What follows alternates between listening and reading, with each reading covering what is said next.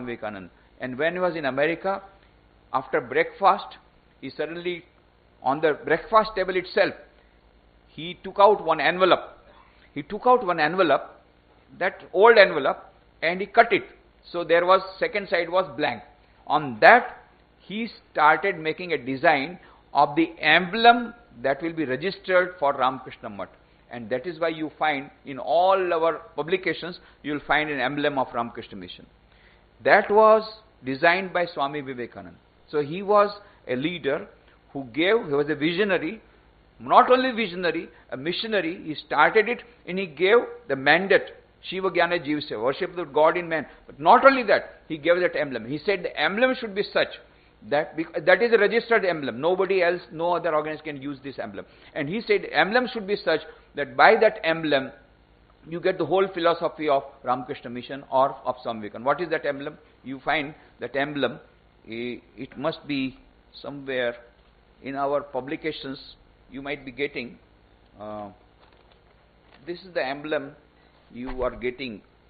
You must have seen, there is a serpent, a coiled serpent, and there is a sun, and there is a waves of water, and there is a lotus, and there is a hansa. There is that swan. So what is the meaning? And it is written, Tanno Hansa Prachodaya. That serpent is the coiled energy of the Kundalini. That denotes Kundalini Shakti. That means Raj Yoga. What is Raj Yoga? That is arousing the Kundalini. Kundalini goes from the Muladhara to Sahasrara, and then you get Samadhi. So that is arousing the Kundalini. That is Raj Yoga. Lotus is Bhakti, love. That is Prem Yoga or path of Bhakti Yoga. Then sun, knowledge. Sun denotes Jnana Yoga. Waves of water are the waves of karma, Karma Yoga. And then swan is the Paramhans, Paramatma, Tanno Hansa Prachodaya. This is how you achieve God realization. This is how you can reach Paramatman. How is that? By combination of 4 yogas. Raj Yoga, Bhakti Yoga, Jnana Yoga, Karma Yoga. Each soul is potentially divine. The goal of human life is to manifest this divinity within by controlling nature, external and internal. Do this either by work, worship, psychic control or philosophy, by one or more or all of these, and be free. This is the whole of religion. Dogmas, rituals, worships, temples, churches, mosques are but secondary details. This is the best way to develop SQ. You know, there is a book by Dana Zohar. She is a professor in Oxford University. SQ, Spiritual Intelligence, the Ultimate Intelligence, where she says neurologically, physiologically, biologically, psychologically, from every point of view there is a concluding evidence. There is something called SQ, which is the basis of both IQ and EQ. What is IQ? IQ will tell you how to play the game of life. What is EQ? Emotional intelligence. Daniel Goleman made a research in 1991 and said EQ is more important than IQ. EQ will tell you how to play the game of life under changed circumstances with changed strategies. And what is SQ? SQ will tell you whether to play the game of life at all or not. Well, that is your choice. What is the meaning of life? What is the purpose of life? That will be told by SQ. And she has given various measures of developing SQ. But you will find that the Western models of SQ development are not working. But Swami Vivekananda gives a very comprehensive technique of developing this SQ. How? Combination of 4 yogas in daily life. Very easy. Just a little bit of meditation morning, evening. Little bit of prayer morning and evening. Little bit of inspiration morning and evening. And converting the work into worship, thinking that it is worship of the Lord. This is the fundamental way in which we can convert work into worship, in which we can practice this holistic management in our daily life by combination 4 yogas, develop IQ, EQ and SQ, and get success in everyday life, and that will lead us to ultimate success. That is infinite joy, infinite happiness and infinite peace. Then only you can keep smiling. What President said, that keep smiling, but smile how it will come? When we practice these 4 yogas and there is peace inside, otherwise you are bubbling from within. Why my wife did not prepare this book for me, this particular dress for me? And you are bubbling from within. And what type of food she gave in the morning, this breakfast, what a wretched breakfast she had given to me. You are bubbling from within to, you are cursing your wife, your children, this and that, and you are full of tension. How can you smile? So smile will come when you have got this happiness from within. peace from within. And that will come by practicing these 4 yogas. When you develop IQ, EQ and SQ, and then you get total success in everyday life. And you get eternal happiness, eternal peace and eternal life. So that is, and then Dana Zohar says, one of the most important persons, the pioneers who practice this servant leadership in our own age is Swami Vivekananda.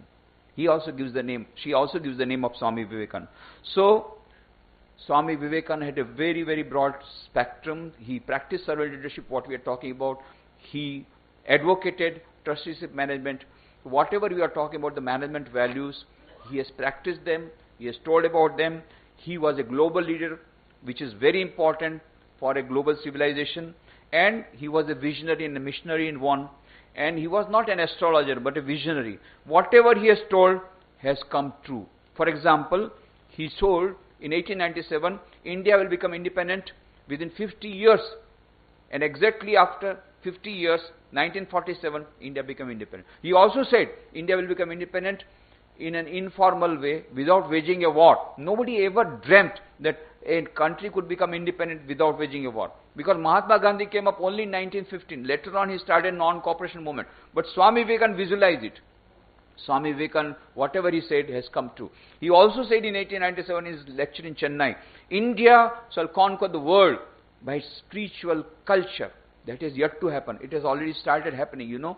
There was a news item in Times of India. Americans going gaga over yoga. Americans going gaga over yoga. And the Time magazine brought out a special issue with the front cover showing Hollywood actors meditating. Inside cover story was, just say Om, where it was sold. 10 millions of Americans are having regular meditation. You cannot have meditation now in America. In churches, in mosques, in temples, of course. But even in hospitals, in prison houses, in schools, colleges, airports, railway platforms, everywhere you get meditation houses, meditation rooms. I went to United Nations building last year. I saw in a corner there is meditation room. When I went to Zurich, when I went to Europe for that second international conference on disaster management, so my return flight was from Zurich to Bombay. So there was some time, so I was strolling through the big market. They have prepared a very big market on Zurich airport. There was, I saw one board, signboard, meditation chamber, beautiful meditation chamber at Zurich airport. So, in a way, Swamiji's prophecy is coming true. Americans are now taking up this Indian spiritual culture. Only the paradox is that Indian youth are blindly imitating Western culture. That's a paradox. The other countries are now going for meditation and yoga, but our own youth are still going mad after imitating the Western materialist culture. Well, Swami Vivekananda never said, be one-sided. No. Swami Vivekananda always said, be open-minded. He said, let us take the best of everything. What he wanted was Eastern and Western combined.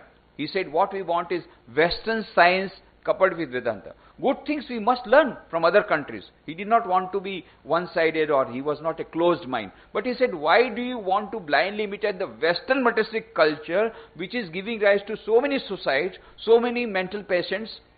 Try to have, we have our own nectar of Indian spiritual culture. Of course, good things we must learn. And as far modern science is concerned, just as Mr. Ekat had already told, when Swami Vivekananda was traveling from Japan to Chicago, in the same ship was Jamshedji Tata. And that time, Swami Vivekananda inspired Jamshedji Tata not to go for imports. He start our own industry so that we can give employment to our own people.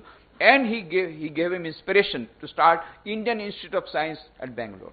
This is when he was traveling in the same ship with Jamshedji Tata. Jamshedji Tata was going for that international fair that was going to happen, and Swamiji was going for participating in the World Parliament of Religions. But Swami Vivekananda was so broad-minded, so open-minded, and so modern even that he was far ahead of our time. That time he was talking about globalization. That time Swami Vivekananda was talking about this science and technology is a must if we want to develop. So science and Western science coupled with Vedanta, that is what Swami Vivekananda said.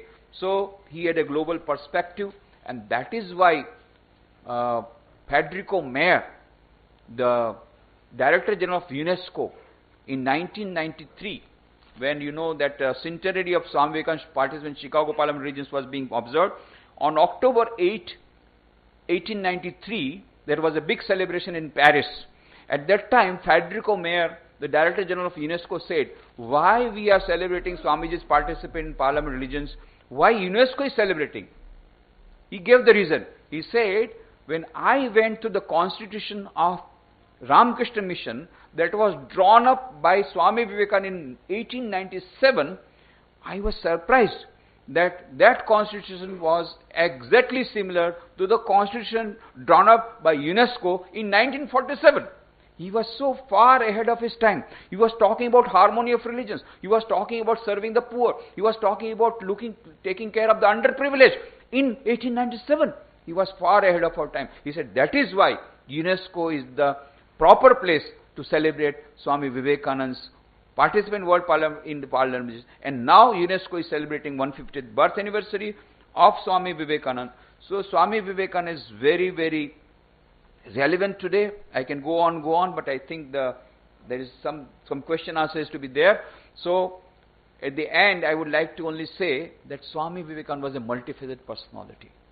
So many aspects have been discovered by so many people, but it was reserved for Bharat Chamber of Commerce to focus on this particular aspect of Swami Vivekananda, that is management and leadership qualities. His innovation or his perspective about management. Before the advent of management, he was talking about management, and before the advent of servant leadership, he was practicing servant leadership.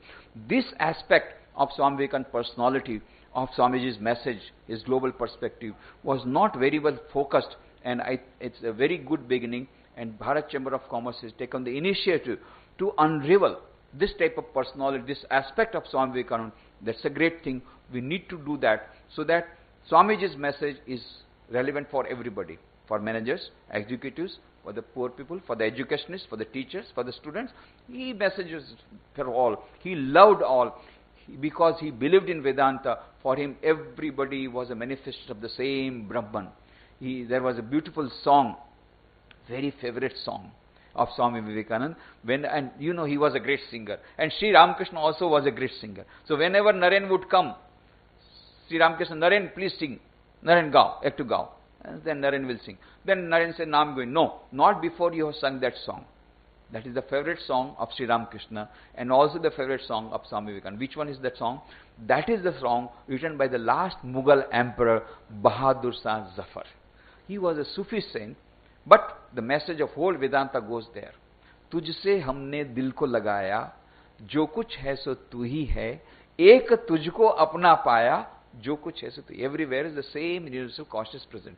सबके मकान दिल का मकीन, तू कौन सा दिल है जिसमें नहीं तू, हर एक दिल में तू ही समाया, जो कुछ है सो तू ही है. एषा सर्वेषु भूतेषु गुणो आत्मा न प्रकाशते, दृश्यते त्वग्रया बुद्ध्या सूक्ष्मया सूक्ष्मदर्शिभिः. Inside every human being is the same Atman. काबा में क्या, देवल में क्या, तेरी परवरिश होगी सब जहां, सभी ने तुझको सिर है झुकाया, जो कुछ है सो तू ही है. Everywhere, Swami Sri Ramakrishna practiced all religions by turn. In his old laboratory and said, Joto mat tato path, as many faiths, so many paths. क्या मलायक, क्या इंसान, क्या हिंदू, क्या मुसलमान, जैसा चाहा तूने बनाया, जो कुछ है सो तू ही है. त्वम स्त्री, त्वम पुमानसी, त्वम कुमार, उतवा कुमारी, त्वम जीर्णो दंडे न वंचसी, त्वम जातो भवसि विश्वतो मुखा. Oh Lord, you are present in every person, young, old. You are tottering, you are the old man that is tottering with this. Inside every human being, you are the same. Same thing is being done. अर्श से लेकर फर्श जमी तक और जमी से अर्श भरी तक, जहां मैं देखा तू ही नजर आया, जो कुछ है तू ही है. सर्वम खलु इदम ब्रह्म, ईशावास्यमिदम सर्वम. एंड लास्ट, सोचा समझा देखा भाला, तुझ जैसा न कोई ढूंढ निकाला, अब यह समझ में जफर की आया, जो कुछ है सो तू ही है. Everywhere is the same Lord present. Worship of the same Lord will give us. When you worship, it is a double profit. When we are in Bharat Chamber of Commerce, we have to talk about profit. Swami Vivekananda talks about double profit. He says double profit. 2% getting the profit. When you serve, when we go to the villages says, you have come here to serve. There's something, some selfishness must be there, some selfish interest is there, because government people also come to serve us, and we know how selfish they are. So you are also selfish people. You must have come with that selfish motive. Then I say, yes, we have come with a selfish motive. Then they say, this Swamiji at least good. At least he is talking the truth. He said, you are coming for selfish purpose. But then I said, But you ask me, what is the selfish purpose? We all have renounced the world. We have given up our parents, our children, our family members, everything. We have renounced everything. Why? We have sacrificed everything so that we can realize God in this very life. Atmano mokshartam. But Sri Ramakrishna said, worship of God in temple, churches, and mosques will give you, of course, God. But if you want to reach God quicker, the best way is to worship God in human beings. Worship the God in poor. So we have come here to serve you, not for serving you, but because serving God in you, we will get our God relation quicker. That is the selfish purpose for we have come. Then say that is a good purpose, good selfish purpose. So, when we give some bread to a poor man, that poor man gets a bread and his hunger is appeased. That is a profit. You give to a sick person some medicine, his disease is removed. Yes, that's a profit to him. But what you get? He gets only chapati. What you get? Salvation. What you get? Infinite joy. What you get? Infinite happiness. What you get? He gets finite happiness. You get infinite happiness. Infinite knowledge. Infinite bliss. Double profit. Double profit wala business का business शुरू कर दिया स्वामी विवेकानंद ने Ramakrishna mission के द्वारा. Double business profit. Double profit का business. This is the profit. This is the double profit business. What is that? When you serve others with the idea that God is present in him or her, the other person, of course, gets benefited, but most benefit goes to you because you get infinite joy, infinite bliss, infinite happiness. So that is the message of Swami Vivekananda. Swami Vivekananda was a multifaceted personality. Let us bow down to him. And A.L. Basham, one of the greatest historians of our time, said, it is very difficult to evaluate the importance of Swami Vivekananda's scale of history. He said in 1963, during the centenary of Swami Vivekananda, he said, it is very difficult to evaluate the importance of Swami Vivekananda's scale of history because we are too near the history. Perhaps the future generations will be able to understand the importance better. We are very too near. And after 150 years also I try to tell the same thing. We are too near the history to evaluate the importance of Swami Vivekananda. Perhaps the future generations will be able to do better justice. Thank you very much.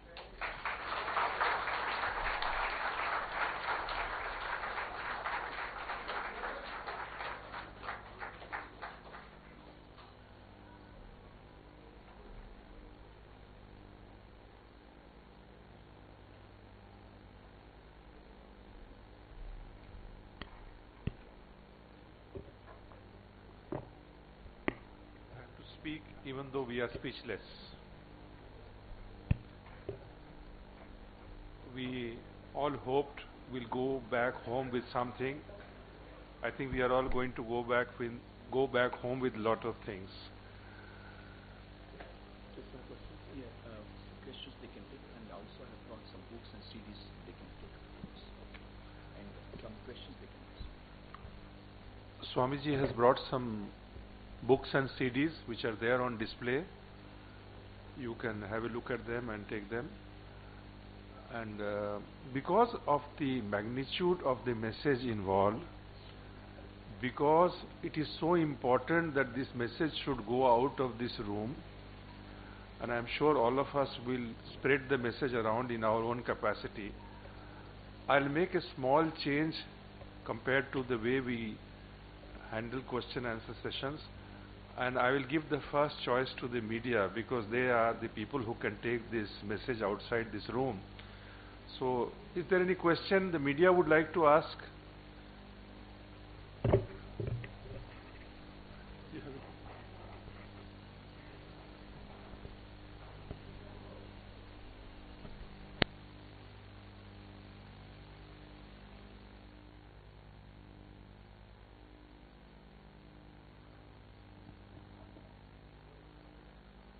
Hello. My question is to Swami Nikhileswarananda. Swamiji, what's the solution of this, financial crisis in Swamiji's values?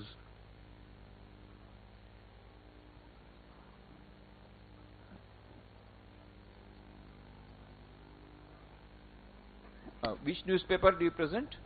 Hindu Business Line. Hindu Business Times. So you are asking about the present financial crisis Yeah. that has come? Yeah. What is the solution according to Swami Vivekananda? Well, for any financial crisis, we must understand that capitalism will not work. Socialism will not work. Only what thing will work is humanism. And I have given this idea that when we prosper together, we prosper together. And when I prosper and you fall, then you will find both will fall. This is what is happening. And I am very happy to tell you, on the 24th of this month, we had a state-level youth convention. State-level youth convention in Baroda. Whole day youth convention, and the selected youth from all over Gujarat participated. Sam Petroda was to come, but he could not come because of his engagement, but we had a video conferencing, and he was asked many questions. He gave a beautiful reply. He said, American model of development will not work.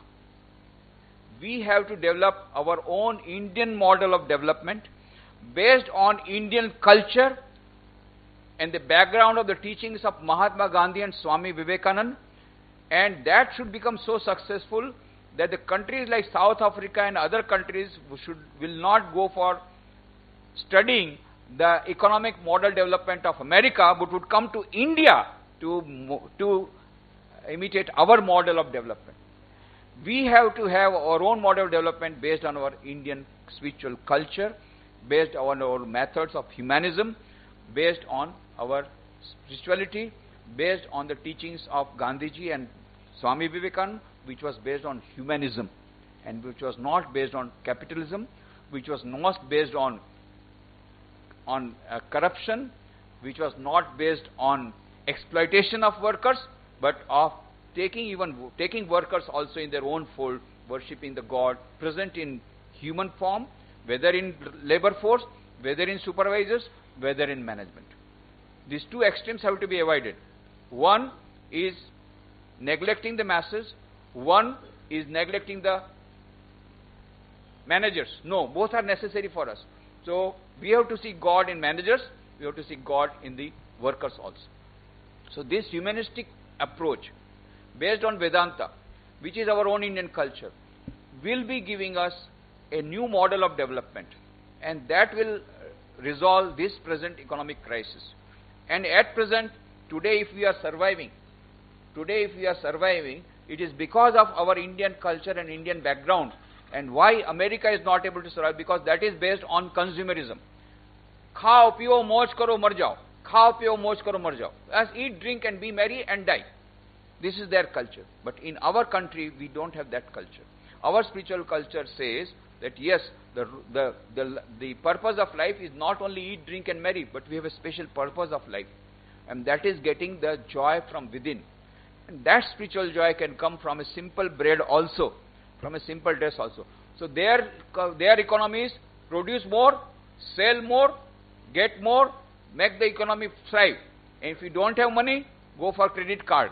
And one day the bank goes corrupt, bank becomes bankrupt, and you become corrupt and you go down. That is not our way of life. So I think on the long run, if we have to have a good economical development, we will have to have our own development model based on Indian culture.